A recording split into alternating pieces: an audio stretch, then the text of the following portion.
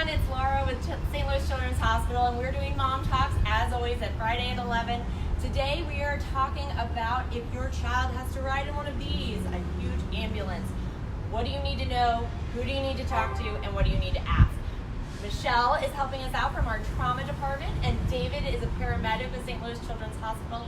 So they're going to tell us what we need to know as parents, grandparents, babysitters, what happens when your child gets hurt and that you have to call the ambulance. So Michelle, kind of tell us about the process. So you've always said that summer is trauma season. Why is that? Well, if you think about it, kids aren't in school, the weather is nice, so they have lots of opportunity to be outside and get hurt. And to hurt themselves. Excellent. Yeah, exactly. So what kind of injuries are you guys seeing during the summer? In the summer, number one is orthopedic injuries, fractures, falls from playground equipment, concussions, mild traumatic brain injuries, a lot of sports injuries. Crashes and burns. Yeah, that's what that is. There's a lot happening in the summer. So keeping you busy. Yes. Okay, so kiddo gets hurt, you're kind of looking at the situation. How do you know when to call 911? How do you know when to call an ambulance? Versus, let's take you to the pediatrician, or let's take you myself. That's a great question. So the best way I can think about it is, a lot of times in medicine, we like to talk about the ABCs, and that stands for airway, breathing, circulation. And so when you think about those things, airway is how are you breathing? Are you able to get air in? Breathing, the same. How are you breathing fast? Are you breathing differently? Or circulation is, are you bleeding a lot? Ooh. So those top three Big one. things, Big yeah, one. definitely. Airway, breathing, circulation. You're definitely going to want to call 911. Okay. But you're also going to want to trust your parent instincts. I think that's kind of the number Parent one gut. thing. It's Yes. a very technical term. Right? Parents know when something is wrong with their kid. Wrong. Yes. So I'm going to say go with your gut, call 911 when in doubt. Okay. As always, send us your questions. If you have any questions, let us know. I had the pleasure of calling 911 on my one of my twins last Memorial Day. He took a hard spill, got knocked unconscious, and we called 911. Scariest moment ever. And paramedics arrived, and we started doing all the things. So when the ambulance arrives, you as parents, what do you ask? I had no idea if I should be asking questions or if it was just like, take them, go. Do I follow? Like, what happens next? I don't even. Yeah, I mean, you can feel really frantic at that Yeah. point because as a Scary. parent, I get So it. scary. You're scared. So a few things to think about. One, the paramedic and the EMT may come in very calmly, and Yeah. they're not going to run in. Like, look at this. Right.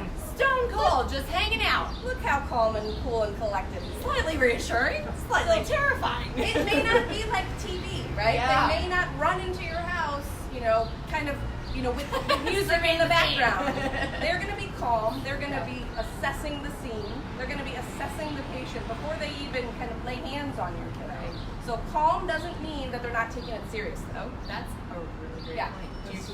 And if you're not running, that's also good. So Good. we like to say Good we point. walk with purpose.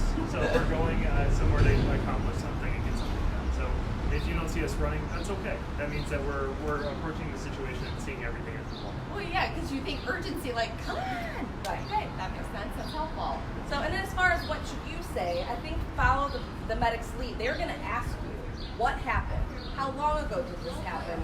Is this behavior normal for your child? So they're going to ask you the questions that you need to provide to help them. Okay. So then, next step, they go, do you ask them where you're taking them? Am I allowed to get in here with them? What happens next?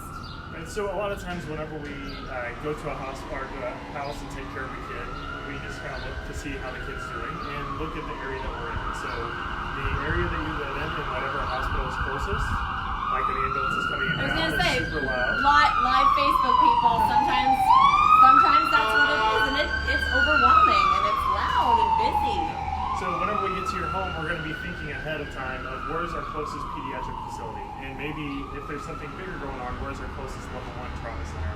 And those are the decisions that are helping us decide where we're going to go. And your input is important. If your child has a specialty or needs like specific care, that's going to trump anything that's would normally think, okay, let's go to this closest facility. Okay.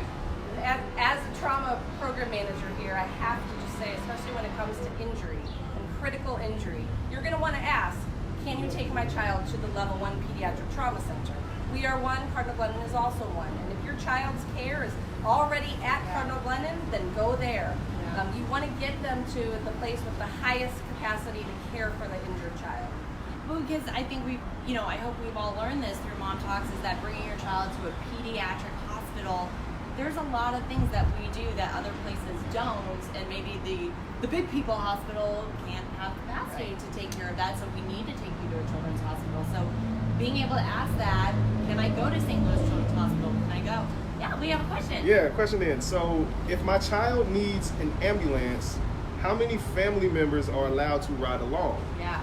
And I think this is kind of an exception too, because this is one of our modified versions. But yeah, how many people can actually fit in here? And I'll be by the way, so everybody can. So the biggest thing with like us taking care of your child is that's our job, is to take care of your child that's sick or injured.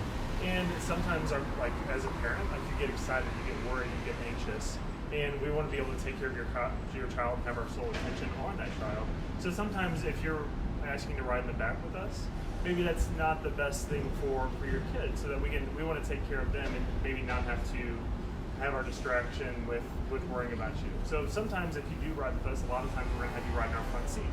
That way we have another paramedic that's able to kind of talk things through with you, let you know what's going on, where we're headed, why we're doing things, and kind of keep you calm. Is this normal for your kid? Right. Is this how they normally act? What can I do to help calm them down? What's best for your kid? They take care of little people, not big people. So they gotta focus on the tiny humans. But you can ask. And I think that's kind of one of the things we really want to focus on here is parents absolutely have the right to ask, can I go? Can you take them to this hospital? But ultimately the paramedic is going to assess that scene and that patient and make the determination. So say they decide, I'm going to come back over here because the sun's really bright in my face. So say they say, you know what, we're going to take them to this hospital. Maybe you haven't had a great experience in that hospital. Maybe you really just want them to go to one place for insurance purposes, whatever it is, and they say, sorry, we're not going to do that. Is there a point where you have a discussion of, can someone else come? Can I drive them? Is that a horrific idea? It's a conversation that I think, unless the patient is critically unstable, there may be time to have that conversation. And what you have to remember with the ambulance in your local community is they are looking out for your patient, but also the community as a whole. So sometimes sending that ambulance farther away might put the community as a whole in jeopardy. So they're thinking about that patient and the system, EMS. So unless the patient is critically ill or injured, there may be time to have the conversation with the paramedic. That there's some options that we can talk through. Okay, that's super helpful. Should we look around, or what else? Well, I mean, when you're having those conversations with the paramedics, I'll rather my child go here. This is so that's the biggest thing. I want them to understand why I want to go there. It's not because it's closer to family. It's not because I had this one doctor that I saw there once saying, I know they can do things at St. Louis Children's Hospital that they can't do anywhere else. And I want the best care for my child. If you think it's imperative that we go to a closer hospital to get things stabilized and a little more comfortable, then at that point you might see one of our big ambulances, which we'll take a look at here in a minute, because we'll come to get you at the smaller hospital that's maybe closer to home. If they're not able to do the things that we can here at St. Louis Children's. So some more specialized cares. Absolutely. That makes sense. Keep your questions coming, but for now, let's see it. Let's see all the bells and the whistles. Yeah, so this is one of our, what we call a Nicu, or a mobile intensive care unit. So we take the supplies and the facilities to be able to do a lot of the similar things that they do in our Nicu and pick you here along with our ER. So to start, we need our bed. So we have something that's become very common among ambulances, which is a power load system. So this way, whenever we have all of our equipment loaded on this stretcher, we're not going to hurt ourselves or hurt one of our crew members by lifting it in. On this stretcher, we have a pump. We can stack a lot of pumps right here. There's sometimes that we take double digits worth of pumps. Then we have a monitor that's capable of critical care monitoring capabilities, so we can monitor heart lines and end-tidal CO2 in your heart rate, your blood pressure, and a lot of different things, all with this mobile device. It's like a mobile hospital room. It's doing all the prep work, so So Yeah. even before you get to the hospital. So that's exactly what it's meant to be. Yeah. So we'll walk around the side. We're just gonna leave that hanging out. It's fine. Go ahead, Jeff.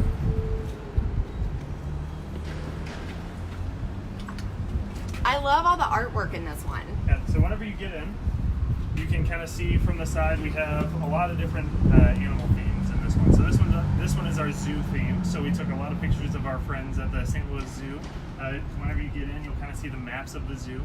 All of our ambulances have these different themes because they're pediatric specific. And that's like something that here at Children's Hospital we get to do a lot of pediatric specific things. And this is one thing that just allows kids whenever they get in to be a little more comfortable. So come on, the rest of the You get it? Okay, be careful. So another great thing is we can sit and watch TV. So that's another great tool that we use to help keep our patients calm and let them just be relaxed and not so anxious, especially since it's a very scary situation. Some of the other things that we have in here, we have all of our plugins, and then we have a phone that goes to the front of our ambulance. So if I want to call and talk to our driver, I just pick this up. And if you hear that buzz, that just buzzes our driver. And then if we have kids that would prefer to listen to music, then we have all of our speakers through here. But if you come and turn your camera around, so obviously I don't fit in here, I bump my head a lot. So then It's you can spacious, see. it's not that spacious. So you can see the window that I was referring to earlier. That sometimes our parents will sit. Our parents will always sit in that front seat, and we can talk and we can maintain that communication, and then they can kind of peek back and see how their child's doing. So it maintains that connection while allowing us to focus solely on your child. And I think it's a good reminder too that this is a specialty ambulance, so not all ambulances are going to have these features. But we love our community EMS teams that bring kids to children's all the time. Yeah. So the ambulances that you might see in your community are probably going to be a little bit smaller, a little more compact. But that's perfect for the things that they do. Yeah. We drive really long distances. Sometimes we'll drive 2 and 3 and 4 hours to go get a patient that needs St. Louis Children's. So having this bigger space is what we need. And sometimes we have to take a physician with us and some extra resources. So all these extra seats and the seats up front are necessary for us. Yeah, lots of capabilities regardless. Yeah, that's just why specialized. that's why we call it a mobile intensive care. Very cool. Anything we missed? What other bells and whistles are? Well, we A lot of have. stuff in here. We also have a refrigerator. We have a generator for a backup power. Just lots of different things. A lot of things and a lot of the toys that we have, we get to bring on with us with our bags, and that's part of the reason we have this bench to secure everything down so it's safe if we ever have a problem. Awesome. So, all right, you want to come back up? on this way. Our camera woman didn't know she'd have to have like all-terrain shoes on today. Climbing in and out. Thank you guys so much for joining us. If you have any questions, post them in the comments and we'll get back to you. We're more than happy to help. Next week we are starting, this sounds really weird to say, our back to school series. Talking about what vaccines your kids need to have, what hearing screenings they need to do, how to protect their backs when they have super heavy backpacks. Thank you guys so much for joining us. Thank you, David. Thank you, Michelle. Stay safe. Enjoy the rest of your summer, and we will see you next Friday at 11 a.m. Have a great week.